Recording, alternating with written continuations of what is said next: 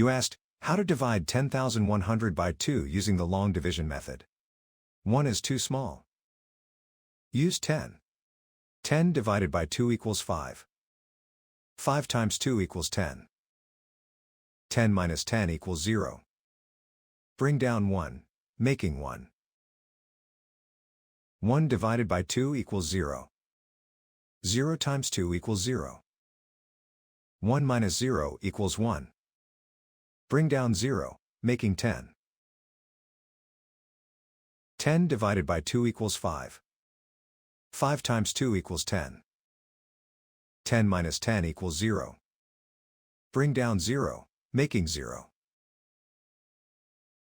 0 divided by 2 equals 0. 0 times 2 equals 0.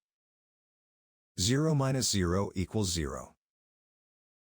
The remainder is 0. The final result is 5050.